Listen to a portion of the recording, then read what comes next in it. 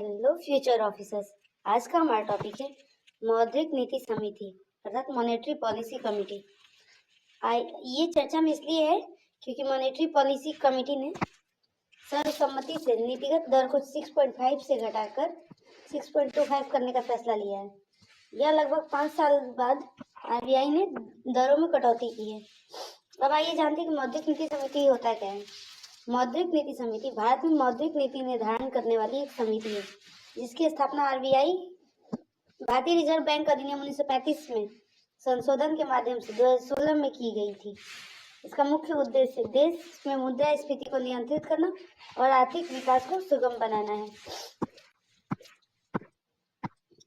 अब हम समझते हैं इसकी संरचना कैसे होती है। एमपीसी में कुल 6 सदस्य होते हैं जिसमें पहले आरबीआई के गवर्नर अध्यक्ष के रूप में कार्य करता है।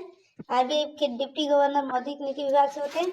आरबीआई का एक अन्य अधिकारी जिसे केंद्रीय बोर्ड द्वारा नामित किया जाता है। फिर 3 बाहरी सदस्य होते हैं जिन्हें केंद्र सरकार द्वारा नामांकित किया जाता है। इसमें निर्णय लेने की प्रक्रिया बहुमत के माध्यम से होती है और यदि मतों की बराबरी हो जाती है तो आरबीआई गवर्नर का वोट निर्णायक होता है अर्थात कास्टिंग वोट होता है। अब समझते हैं कि वर्तमान में उस समिति एमपीसी के कितने सदस्य हैं और कौन कौन से हैं। संजय मल्होत्रा हैं जो आरबीआई के गवर्नर और समिति के पदेन अध्यक्ष हैं। एम राजेश्वर राव हैं जो मौद्रिक नीति के प्रभारी डिप्टी गवर्नर हैं। राजीव रंजन हैं जो कि मौद्रिक नीति के प्रभारी कार्यकारी निदेशक हैं। राम सिंह हैं जो कि Delhi school of economics Delhi विश्वविद्यालय में प्रोफेसर हैं। स्वागत भट्टाचार्य प्रख्यात अर्थशास्त्री हैं। नागेश कुमार निदेशक और मुख्य कार्यकारी औद्योगिक विकास अध्ययन संस्थान नई दिल्ली से। अब समझते हैं मौद्रिक नीति समिति का कार्य क्या होता है। एक तो होता है रेपो रेट तय करना, दूसरा होता है मुद्रास्फीति नियंत्रण करना।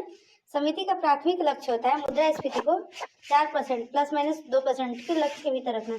मतलब या तो 2% हो, मिनिमम 2% हो या मैक्सिमम 6% हो। तीसरा कार्य होता है विकास को बढ़ावा देना, आर्थिक स्थिरता बनाए रखते हुए विकास को गति देना। इसका चौथा कार्य होता है मौद्रिक नीति का निर्धारण अर्थात आर्थिक परिस्थितियों के अनुसार नीति बनाना और उसे समायोजित करना।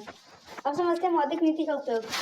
मौद्रिक नीति किसी देश के मौद्रिक प्राधिकरण द्वारा अर्थव्यवस्था में धन की आपूर्ति को विनियमित करने की प्रक्रिया है। मौद्रिक नीति सामान्यतः मूल्य स्थिरता बनाए रखने तथा विदेशी मुद्राओं के साथ पूर्वानुमानित विनिमय दरों को बनाए रखने के लिए मुद्रास्फीति दरों या ब्याज दरों को समायोजित करता है। आरबीआई भारत का केंद्रीय बैंकिंग प्राधिकरण है जो केंद्र सरकार के विकासात्मक एजेंडे के साथ मिलकर मौद्रिक नीति को नियंत्रित करता है। आरबीआई को भारतीय रिजर्व बैंक अधिनियम 1935 के तहत मौद्रिक नीति बनाने का अधिकार है।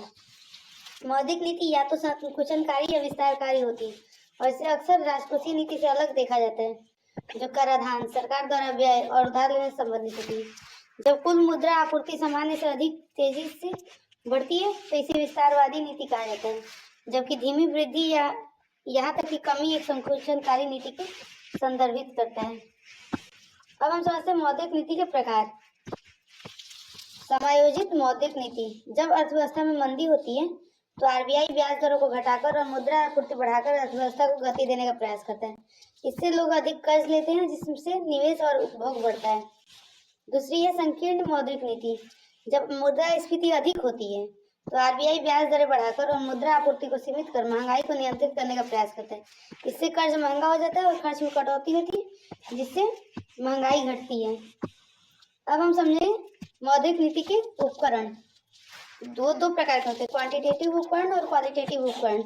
क्वांटिटेटिव उपकरण अर्थव्यवस्था में कुल मुद्रा की मात्रा को नियंत्रित करने के लिए उपयोग किए जाते हैं, जिसमें पहला होता है रेपो रेट। वह दर जिस पर आरबीआई बैंकों को अल्पकालिक ऋण देता है। इसे घटाने से बाजार में नकदी बढ़ती है, इसे बढ़ाने से नकदी घटती है। रिवर्स रेपो रेट वह दर जिस पर बैंक अपनी अतिरिक्त नकदी को आरबीआई के पास जमा करता है। सीआरआर अर्थात कैश रिजर्व रेशियो वह न्यूनतम नकदी राशि जिसे प्रत्येक बैंक को अपने कुल जमा का एक हिस्सा आरबीआई के पास जमा करना होता है।